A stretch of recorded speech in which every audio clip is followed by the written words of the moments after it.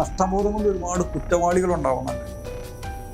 കർമ്മദോഷം നിസ്സാരമല്ല, അത് അനുഭവിക്കാൻ 10 വർഷം 15 വർഷം ഞാൻ മരിക്കില്ല എന്ന് പറഞ്ഞ് സൈനൈഡ് കഴിച്ചിട്ട് മരിക്കാതിരിക്കുക. പക്ഷെ ഈ മനസ്സിലുള്ള ആദ്യ ഭയം ഇവർ ഉറങ്ങുന്ന സമയത്ത് സ്വപ്നരൂപേണ വരും.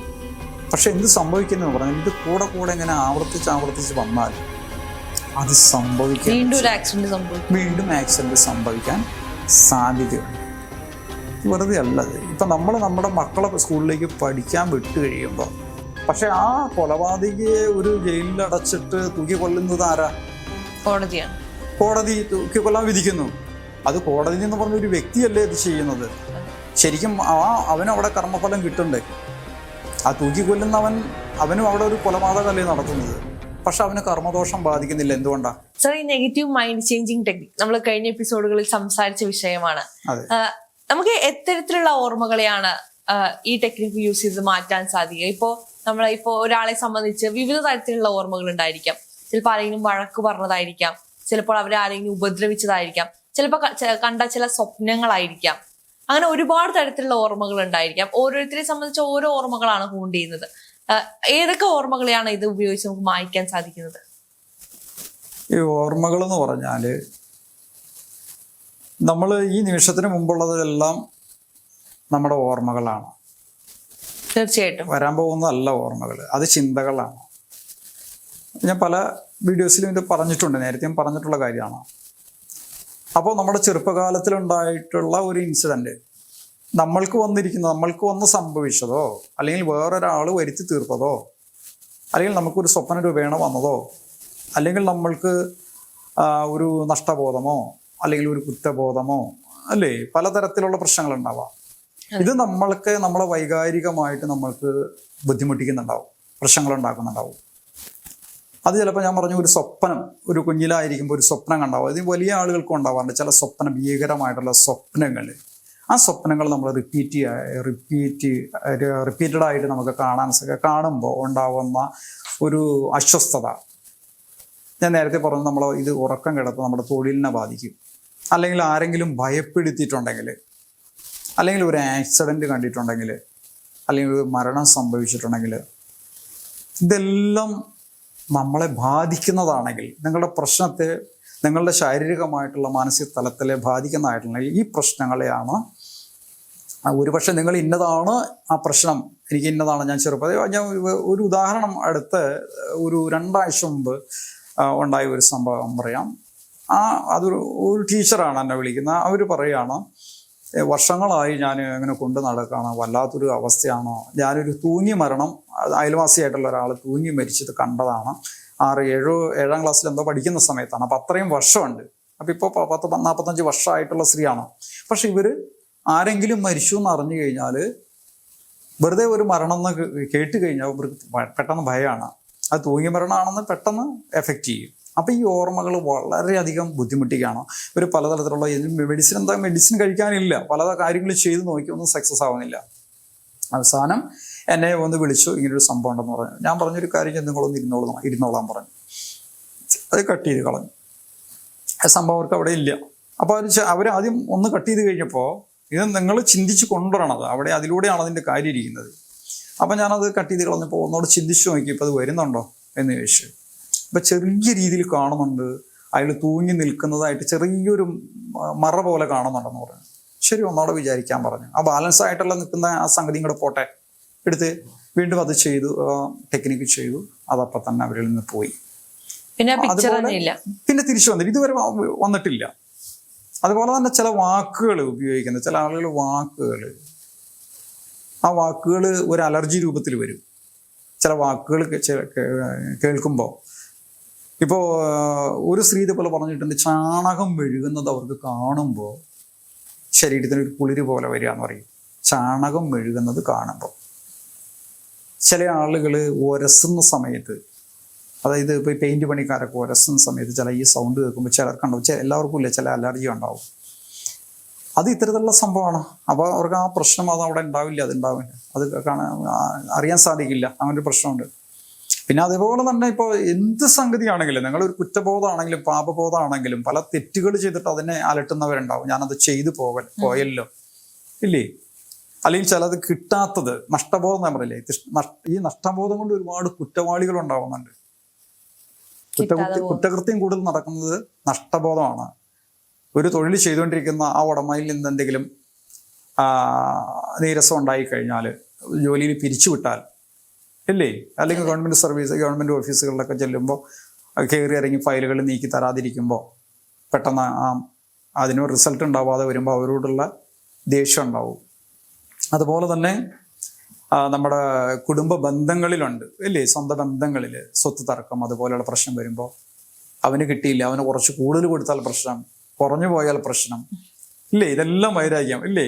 കാമുകന്മാർ ഇപ്പോൾ ഒരു പെൺകുട്ടിക്ക് ഒരു പയ്യനെ ഇഷ്ടപ്പെട്ടു, തിരിച്ചും അങ്ങോട്ട് ഇഷ്ടപ്പെട്ടു, അവരുടെ ആഗ്രഹങ്ങൾ പറഞ്ഞു, ആ ഇഷ്ടങ്ങൾ പറഞ്ഞു, അത് അവർ സ്വീകരിക്കാൻ സാധിക്കാതെ വരുമ്പോൾ തയ്യാറാവുമ്പോൾ അതിനും ഉണ്ടാവും അല്ലേ, പലരെയും അല്ലേ ആസിഡ് ഒഴിക്കുന്നതും കുത്തിക്കൊല്ലുന്നതും അല്ലേ. ഇതെല്ലാം ചിലപ്പോൾ വിവാഹത്തിന്റെ തലേ ദിവസം വരെയൊക്കെ ആയിരിക്കും ചിലപ്പോൾ അത് സംഭവിക്കുന്നത്, അവർക്ക് വേറെ വിവാഹമൊക്കെ ഉറപ്പിച്ചു കഴിയുമ്പോൾ. അപ്പൊ അതെന്താണോ ഈ കിട്ടാത്തതിലുള്ള ആ നഷ്ടബോധമാണ്.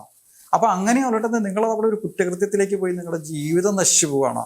നിങ്ങളുടെ മനസ്സിന് അങ്ങനെ അലട്ടുന്നുണ്ടെങ്കിൽ തീർച്ചയായിട്ടും ഇതുപോലുള്ള കാര്യങ്ങളിലേക്ക് വന്നിട്ട് നിങ്ങളുടെ പ്രശ്നത്തെ പരിഹരിക്കാനേ ഞാൻ പറയുള്ളൂ. ഇല്ലെങ്കിൽ നിങ്ങളുടെ ജീവിതം ലൈഫ് തീർന്നു പോവുകയാണ്. ഒന്ന് ആലോചിച്ച് നോക്കിയേ, പോലീസും കേസും കാര്യങ്ങളൊക്കെ ആയിട്ട്. അപ്പൊ അത് മാറ്റേണ്ടതല്ലേ? തീർച്ചയായിട്ടും നമുക്ക് അങ്ങനത്തെ പോലുള്ളത്. അതുമാതിരി കയ്യബദ്ധങ്ങൾ പറ്റുന്നുണ്ട്, എന്നിട്ട് അതിനെപ്പറ്റി ആലോചിക്കുക. സാമ്പത്തിക നഷ്ടം വരുമ്പോൾ നമ്മുടെ ചിലപ്പോൾ മറന്നുപോയതായിരിക്കാം. കുറെ പണം നമുക്ക് ചിലപ്പോൾ ലോൺ അടയ്ക്കാനുള്ള പൈസ ആയിരിക്കാം, വാഹനത്തിൽ വെച്ച് മറന്നു, ഹോട്ടലിൽ വെച്ച് മറന്നു. ചില ആളുകൾ തിരിച്ചു കൊടുക്കുന്നുണ്ടാവും ഇല്ലേ, ചില ആൾക്കാർ തിരിച്ചു കൊടുക്കാതിരിക്കും. പക്ഷെ ഇത് ഉറക്കം കെടുത്തും, ചിലപ്പോൾ അത് മതി ഒരു ആത്മഹത്യ ഉണ്ടാക്കാൻ അല്ലേ. അപ്പൊ ആ ചിന്തകളെ, നിങ്ങളെ വിഷമിപ്പിക്കുന്ന ചിന്തകളെ നിങ്ങളുടെ മനസ്സിൽ നിന്ന് എടുത്തു കളഞ്ഞാൽ അത് നിങ്ങൾക്കൊരു പ്രശ്നമല്ല. അതങ്ങനെ സംഭവിച്ചു, കഴിഞ്ഞത് കഴിഞ്ഞു പോയി. നമ്മൾ ആവലാതിപ്പെട്ടിട്ട് കാര്യമുണ്ടോ, ആശങ്കപ്പെട്ടിട്ട് കാര്യമുണ്ടോ? അപ്പൊ ആ ആശങ്കകളെ അകറ്റുക, നിങ്ങൾക്ക് അത് വരാതിരുന്നാൽ മതി. പക്ഷെ ഞാൻ ചോദിക്കട്ടെ, നമ്മൾ ഈ ചില സമയത്തെ നമ്മൾ എന്തെങ്കിലും ഒരു വിഷയത്തിൽ സങ്കടപ്പെട്ടിരിക്കുമ്പോഴായിരിക്കും നമ്മുടെ പഴയ സങ്കടങ്ങളെല്ലാം കൂടി നമുക്കൊരു അണക്കെട്ട് പൊട്ടിയ പോലെ വരും. ഇപ്പൊ ഫോർ എക്സാമ്പിൾ ഇപ്പൊ ഞാൻ പറയട്ടെ, ഇപ്പൊ ജോലി സംബന്ധമായ എന്തെങ്കിലും സ്ട്രെസ്സിലിരിക്കുകയാണ്, അങ്ങനെ ആകെ വിഷമിച്ചിരിക്കുമ്പോഴായിരിക്കും പണ്ട് അടുത്ത് ബന്ധമുള്ള ആരെങ്കിലും മരിച്ചു പോയതിന്റെ ഓർമ്മകളൊക്കെ നമുക്ക് ആ ഒരു ടൈമിൽ അത് കേറി വരും. പിന്നെ നമ്മൾ കുറച്ചു നേരം അവിടെ സ്റ്റക്കാണ്. കാരണം ഈ വിഷമങ്ങളിൽ നിന്ന് നമ്മൾ ആ വിഷമങ്ങളിലേക്ക് മാറി, പിന്നെ നമ്മൾ തുടങ്ങിയ സ്ഥലത്തൊന്നും അല്ല നമ്മൾ നിൽക്കുന്നത്. അപ്പൊ അത്തരത്തിലുള്ള പ്രശ്നങ്ങളും നമുക്ക് ഹീൽ ചെയ്തെടുക്കാൻ സാധിക്കുന്നുള്ളതല്ലേ? എന്താണോ നിങ്ങളുടെ ആവശ്യം, ഞാൻ പറഞ്ഞു, എന്താണോ നിങ്ങളുടെ ആവശ്യം, നിങ്ങളുടെ പ്രശ്നത്തെ മാറ്റാൻ, അത് നിങ്ങളുടെ ആവശ്യം. നിങ്ങൾ സ്വമേധയാ വരികയാണെങ്കിൽ വേറൊരാളല്ല. നമ്മൾ തേർഡ് പാർട്ടി ആവശ്യപ്പെടാറുണ്ട്. ഇപ്പൊ മൊബൈലൊക്കെ നോക്കുന്ന കുട്ടികളുണ്ട് അല്ലേ, പഠിക്കുന്ന ഇഷ്ടം പോലെയുണ്ട്. അതൊരു അഡിക്ഷനാണ്, അത് മനസ്സിലാവുന്നുണ്ടോ? എല്ലാത്തിനും, അതുപോലെ മദ്യപാനം, പുകവലിയൊക്കെ. അപ്പൊ അവര് പറയാണ്, അവര് തന്നെ ആ കുട്ടികൾ പറയാണ്, അല്ലെങ്കിൽ മുതിർന്നവരായിട്ടുള്ളവരാണ് പറയും, എനിക്കിങ്ങനെ ഒരു സ്വഭാവമുണ്ട്, അതെനിക്കൊന്ന് മാറ്റണം, എനിക്കെന്താണെന്ന് മാറ്റാൻ സാധിക്കുന്നില്ല, ഞാൻ ഒരുപാട് മരുന്ന് കഴിച്ചു, മാറ്റാൻ പറ്റുന്നില്ല. അപ്പോൾ നമുക്ക് മാറ്റാൻ സാധിക്കും എന്ന് പറഞ്ഞാൽ ഞാൻ പറയും, ഒരു കാര്യം ചെയ്യുന്നത് നമുക്ക് ട്രൈ ചെയ്ത് നോക്കാം. പൂർണ്ണമായിട്ടും മാറ്റാമെന്ന് ഞാൻ ഒരിക്കലും പറയില്ല. അതിൻ്റെ കാരണം ഞാനല്ല അത് ചെയ്യുന്നത്, ആ റേക്കി എനർജിയാണോ. കാരണം ഇവൻ അനുഭവിക്കേണ്ടതാണെങ്കിൽ അനുഭവിച്ച് തന്നെ തീരണം. ചില ആളുകൾ പറയും, എനിക്ക് ഒരുപാട് പ്രശ്നങ്ങളുണ്ട്, 8-10 വർഷമായിട്ട് ഞാൻ ഈ പ്രശ്നം ഇങ്ങനെ അനുഭവിച്ചു കൊണ്ടിരിക്കുന്നു, അത് മാറുന്നില്ല. പല ആളുകളെയും പോയി സമീപിച്ചു. ഏത് കാര്യമായിക്കോട്ടെ, സാമ്പത്തിക ബുദ്ധിമുട്ടും പ്രശ്നങ്ങളായിരിക്കാം, വീട്ടിലെ പ്രശ്നങ്ങളായിരിക്കാം, ദാമ്പത്യ പ്രശ്നങ്ങളായിരിക്കാം, ഒക്കെ. ചില ആളുകൾ പറയും, ഞാനൊരു ജോലിക്ക് പോയി കഴിഞ്ഞാൽ, അല്ലെങ്കിൽ ഒരു ബിസിനസ് സംബന്ധമായിട്ടൊരു കാര്യത്തിന് പോയി കഴിഞ്ഞാൽ ഒരു മുഖക്കെട്ടാണ്, എന്നെ അവര് സ്വീകരിച്ചിരുത്തുന്നില്ല, എന്നോട് സംസാരിക്കുന്നില്ല, എന്നെ അവോയ്ഡ് ചെയ്യുന്നു. അതിനൊരു കാരണം ഉണ്ടാവും, തീർച്ചയായിട്ടും ഒരു കാരണമുണ്ട്. അങ്ങനെ അവോയ്ഡ് ചെയ്യുന്നുണ്ടെങ്കിൽ ഒരു പക്ഷേ 10 വർഷം മുമ്പ് വരെ അവന് ഊർജ്ജസ്വലനായിരുന്നു, അവനവിടെ ചെന്നാൽ അംഗീകരിച്ചിരുന്നു, ഒരു പ്രശ്നം ഉണ്ടായിരുന്നില്ല, അവൻ്റെ ബിസിനസ് നടന്നിരുന്നു, അവന് സാമ്പത്തിക ബുദ്ധിമുട്ടുണ്ടായിട്ടില്ല. പക്ഷെ അതിനുശേഷം പതിയെ മാറുമ്പോൾ അവിടെ ഒരു പ്രോബ്ലം ഉടലെടുത്തു. അപ്പം നോക്കുന്ന സമയത്ത് അത് അവരിൽ നിന്ന് തന്നെ വന്നുകൂടിയതാണ്, അല്ലെങ്കിൽ വേറൊരാൾ ചെയ്തിട്ടാവാം, അങ്ങനെയും വരാം. ബ്ലാക്ക് മാജിക് ഒക്കെ ആ തരത്തിൽ വരുന്നതാണ്. അങ്ങനെ വരുമ്പോൾ നമ്മളതിനെ മാറ്റാൻ ശ്രമിക്കുമ്പോൾ ചില ആളുകൾക്ക് മാറാതെ വരും. അങ്ങനെ കണ്ടിട്ടുണ്ട്. നമ്മൾ പറയുകയാണോ, പരമാവധി നമ്മൾ നമ്മുടെ അറിവിനനുസരിച്ച് ഓരോ കാര്യങ്ങൾ ചെയ്തിട്ടും കുറയാതെ അവർക്ക് റിസൾട്ട് ഇല്ലാതെ വരുമ്പോൾ നോക്കുന്ന സമയത്ത് അവരുടെ ആ കർമ്മഫലം അവിടെ കിടപ്പുണ്ടാവും. അപ്പോൾ ഈ 10 വർഷം അതല്ല, ചിലപ്പോൾ 15, ചിലപ്പോൾ ആജീവനാന്തം അനുഭവിക്കേണ്ട പ്രവൃത്തികൾ ഈ വ്യക്തി ചെയ്തിട്ടുണ്ടാവും. ഒരു പക്ഷെ നമ്മളോട് തുറന്നു പറയില്ല. അവനെ സംബന്ധിച്ച് അവൻ്റെതായ രീതിയിൽ നിൽക്കുമ്പോൾ അവൻ കോംപ്രമൈസ് ചെയ്യുക. ഞാൻ ചെയ്ത അത് കുഴപ്പമൊന്നുമില്ല, കാരണം ടോട്ടലി ഒരു കോംപ്രമൈസിങ് ആണ് അവിടെ. കാരണം ഞാൻ അങ്ങനെ ചെയ്തെങ്കിലും അതെന്നെ എഫക്റ്റ് ചെയ്യില്ല, അതിൻ്റെ ഒന്നും അല്ല കാരണം. ഞാൻ അങ്ങനെ ചെയ്തെങ്കിലും അത് ഞാൻ പിന്നീട് അത് തിരുത്തി, എവിടെ മനസ്സുകൊണ്ട് തിരുത്തി എന്ന് പറയാറുണ്ട്. ഒരിക്കലും അത് വിട്ടുപോവില്ല. ആ കർമ്മങ്ങൾ നമ്മുടെ കൂടെ നിൽക്കും. കൂടെ നിൽക്കും. ഇപ്പോ നമ്മൾ പറയാറുണ്ട് ഈ കൊലപാതകികൾ ശിക്ഷിക്കപ്പെടുന്നു, അല്ലേ? കൊലപാതകികൾ ശിക്ഷിക്കപ്പെടുന്നു. അവർ ശിക്ഷിക്കപ്പെടുന്നത് അവരുടെ കർമ്മം കൊണ്ടാണല്ലോ അവർ ശിക്ഷിക്കപ്പെടുന്നത്. പക്ഷെ ആ കൊലപാതകിയെ ഒരു ജയിലിൽ അടച്ചിട്ട് തൂക്കി കൊല്ലുന്നത് ആരാ? കോടതിയാണ്. കോടതി തൂക്കി കൊല്ലാൻ വിധിക്കുന്നു. അത് കോടതി എന്ന് പറഞ്ഞ ഒരു വ്യക്തിയല്ലേ ഇത് ചെയ്യുന്നത്. ശരിക്കും അവനവിടെ കർമ്മഫലം കിട്ടണ്ടേ? ആ തൂക്കി കൊല്ലുന്നവൻ, അവനും അവിടെ ഒരു കൊലപാതകമല്ലേ നടത്തുന്നത്. പക്ഷെ അവന് കർമ്മദോഷം ബാധിക്കുന്നില്ല. എന്തുകൊണ്ടാ കർമ്മദോഷം ബാധിക്കാത്തത്? എന്താ? ആ കോടതി ശിക്ഷിക്കപ്പെട്ട ഒരുത്തൻ, ആ ആരാശാര് അവനെ തൂക്കിക്കുമ്പോൾ അവന് കർമ്മദോഷം ബാധിക്കുന്നില്ല. കാരണം അവൻ അതിന് വേണ്ടി നിയോഗിക്കപ്പെട്ട വ്യക്തിയാണ്. അതുകൊണ്ടാണ് അവനെ ബാധിക്കാത്തത്. അതുപോലെ എല്ലാ കാര്യങ്ങളും ഉണ്ട്. അപ്പൊ ഈ കർമ്മദോഷം നിസ്സാരമല്ല. അത് അനുഭവിക്കും. 10 വർഷം 15 വർഷം ഞാൻ ഇത്രയും കഷ്ടപ്പെടുമ്പോൾ ചില ആളുകൾ പറയും, എൻ്റെ അടുത്ത് വരുമ്പോൾ ഞാൻ പറഞ്ഞു കൊടുക്കാറ്, നിങ്ങളുടെ കർമ്മദോഷത്തിന്റെ ഫലം മാത്രമേ കുറയ്ക്കാൻ പറ്റുള്ളൂ. ആ ഡെപ്ത് കുറയ്ക്കാൻ പറ്റും, കുറച്ച്, പൂർണ്ണമായിട്ട് മാറ്റാൻ സാധിക്കില്ല. അത് അനുഭവിക്കണം. അത് നിങ്ങൾ നല്ല പ്രവൃത്തികൾ ചെയ്യുക, നല്ല സേവനങ്ങൾ ചെയ്യുക, ഭക്ഷണം കൊടുക്കേണ്ടവർക്ക് ഭക്ഷണം കൊടുക്കുക, വസ്ത്രം കൊടുക്കേണ്ടവർക്ക് വസ്ത്രം കൊടുക്കുക. നിങ്ങൾ എന്താണോ, നിങ്ങൾക്ക് ഏത് രീതിയിലാണോ നിങ്ങൾക്കൊരു നെഗറ്റീവ് ആയിട്ടുള്ള ഒരു കാർമിക വന്നത്, അതിനനുസരിച്ചിട്ട് ക്രിയകൾ നിങ്ങൾ ചെയ്തു കഴിഞ്ഞാൽ അതിന് കുറവ് കിട്ടും. അല്ലാതെ ഒരിക്കലും അത് കുറയില്ല. അത് അനുഭവിച്ച് തന്നെ തീരണം. ചില ആളുകൾ ദേഷ്യപ്പെടും, പൈസ മുടക്കി പൂജാതി കർമ്മങ്ങൾ ചെയ്തു, അത് ചെയ്തു, ഇത് ചെയ്തു, എന്നിട്ട് കുറയുന്നില്ല. കാരണം ഇവൻ്റെ കർമ്മഫലം അവിടെ കൊടുക്കുക.